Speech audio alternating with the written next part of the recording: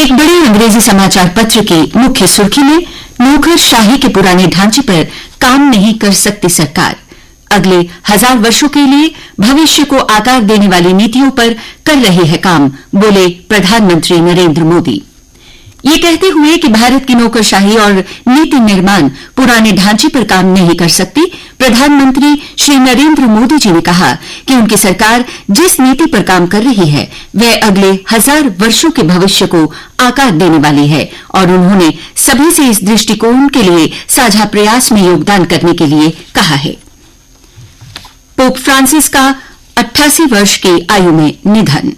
अपनी विनम्रता और गरीबों के प्रति चिंता से दुनिया को मंत्रमुग्ध करने वाले अमेरिकी संत पोप फ्रांसिस का सोमवार शाम 88 वर्ष की आयु में निधन हो गया। भारत सरकार ने उनके निधन पर 3 दिवसीय राजकीय शोक की घोषणा की है। ये समाचार लगभग सभी समाचार पत्रों में सचित्र छपा हुआ है। भारत अमेरिका व्यापार के लिए तय हुई संदर्भ शर्तें। मोदी और वेंस की द्विपक्षीय वार्ता के बाद हुई घोषणा। प्रधानमंत्री नरेंद्र मोदी बोले, रणनीतिक साझेदारी बेहतर भविष्य को करेगी तय। भारत और अमेरिका के बीच द्विपक्षीय व्यापार समझौता बीटीए की संदर्भ शर्तें तय कर ली गई हैं और प्रधानमंत्री श्री नरेंद्र मोदी और अमेरिकी उपराष्ट्रपति जेडी वेंस की सोमवार शाम हुई मुलाकात के बाद ये घोषणा की गई। प्रधानमंत्री मोदी और वेंस ने बीटीए की दिशा में अब तक हुई प्रगति का भी स्वागत किया है। ये खबर भी लगभग सभी समाचार पत्रों की सुर्खियों में सचित्र शामिल है। रामबन में हुई भारी तबाही के बीच युद्ध स्तर पर राहत अभियान जारी। 80% फसलें बर्बाद, 10,000 से ज्यादा पशु मरे। रामबन में इस प्राकृतिक आपदा से राहत के लिए लगाई गई हैं 12 टीमें। समाचार पत्रों के अनुसार भारी बारिश, ओलावृष्टि और भूस्खलन से 80% से ज्यादा फसलें बर्बाद हुई हैं और 10,000 से अधिक मवेशियों की मौत की खबर है। प्रशासन के आंकड़ों के अनुसार 85 घर व 45 से ज्यादा दुकानें भी ध्वस्त हुई हैं। वहीं पीड़ितों की हर संभव मदद करेगी सरकार, बोले मुख्यमंत्री उमर अब्दुल्ला। मुख्यमंत्री उमर अब्दुल्ला ने सोमवार को रामबन में जमीनी स्थिति का आंकलन करने के लिए प्रभावित क्षेत्रों का दौरा किया। मुख्यमंत्री श्रीनगर से सड़क मार्ग से सबसे अधिक प्रभावित गांवों में एक मारोग पहुंचे। उन्होंने कहा कि यह राष्ट्रीय आपदा नहीं पर एक बड़ी आपदा है। उन्होंने हर संभव सहायता का आश्वासन दिया है।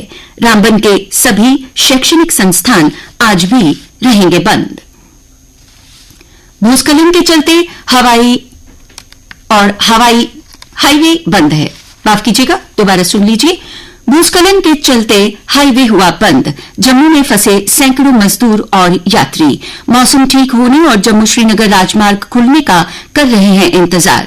श्रीनगर और लेह लद्दाख में करते हैं ये मजदूर काम। इंतजामिया सड़क मार्ग खोलने के लिए भरसक प्रयत्न कर रही है। सीमा पार आतंकी संगठनों के खिलाफ एकजुट हुई आवाम। आतंक मुक्त होने की दहलीज पर खड़े जम्मू कश्मीर में खुशहाली को देख सीमा पार पाक अधिकृत जम्मू कश्मीर के लोगों की आंखें खुलने लगी हैं। अब वे भी आतंकी संगठनों के खिलाफ आवाज उठाने लगे हैं। जम्मू कश्मीर में खुशहाली देख खुलने लगी हैं आंखें। आवामी एक्शन कमेटी निभा रही बड़ी भूमिका। लोगों को मुखर होते हुए देख आतंकी संगठनों में खलबली। हाफिज सईद को आना पड़ रहा सामने। मुख्य सचिव जम्मू कश्मीर अटल डुल्लू ने प्रदेश में बेहतर विभागीय तालमेल से विकास की बड़ी परियोजनाओं को तय सीमा में पूरा करने के निर्देश जारी किए हैं। बाबा बर्फानी के भक्तों के स्वागत में जुटा पर्यटन विभाग। भगवती नगर यात्री निवास में मरम्मत व अन्य कार्यों के लिए टेंडर जारी। 3 जुलाई से शुरू होगी यात्रा। सभी हॉल्स में होंगे एसी। एक रात रुकने के 50 रुपए। इस वर्ष 3 जुलाई से आरंभ होकर 9 अगस्त तक चलने वाली वार्षिक अमरनाथ यात्रा पर देश विदेश से आने वाले श्रद्धालुओं के स्वागत को लेकर पर्यटन विभाग जम्मू में तैयारियां आरंभ करती है।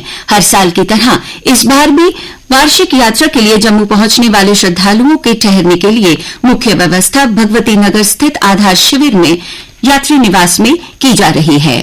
पर्यटन विभाग जम्मू ने यात्री निवास में श्रद्धालुओं की सुविधाएं उपलब्ध करवाने और उनके स्वागत में यात्री निवास की सजाने और संवारने का काम भी शुरू कर दिया है।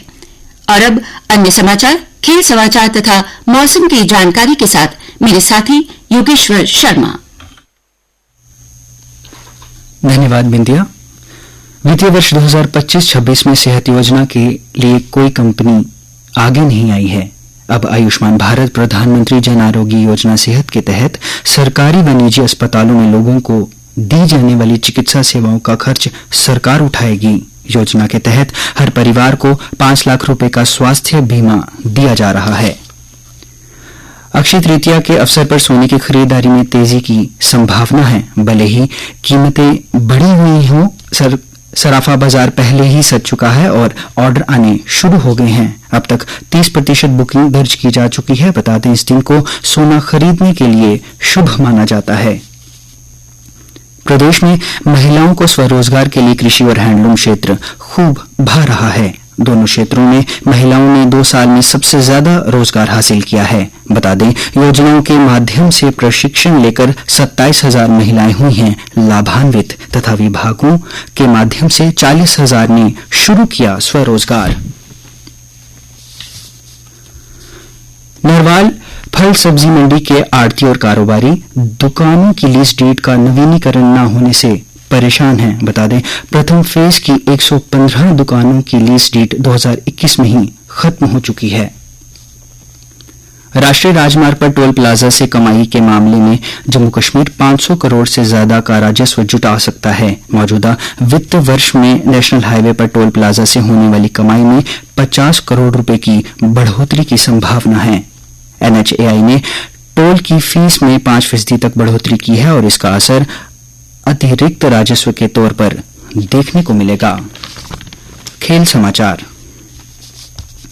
Player of the match Shubman Gill ने 55 गेंद में 90 रन की पारी खेल अपनी टीम को कोलकाता नाइट राइडर्स पर 39 रन से जीत दिलाई।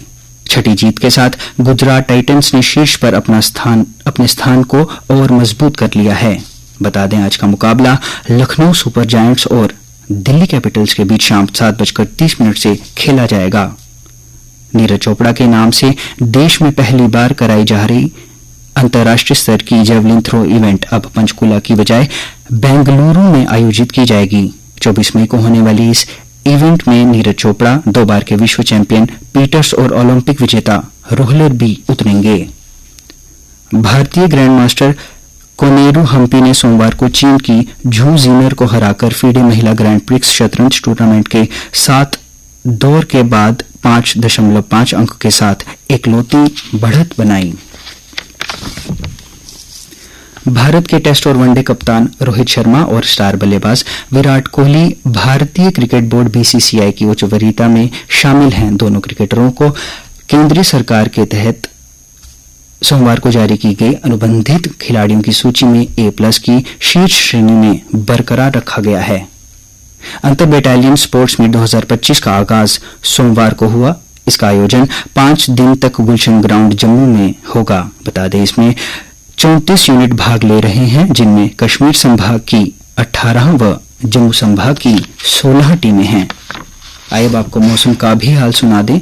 मौसम विज्ञान केंद्र के अनुसार प्रदेश में आज मौसम साफ रहने की संभावना है। कल का अधिकतम तापमान 35 डिग्री सेल्सियस तथा कल का न्यूनतम तापमान 22 डिग्री सेल्सियस रिकॉर्ड किया गया। आज सूर्यास्त 7 बजे तथा कल सूर्योदय 5:55 पर होगा।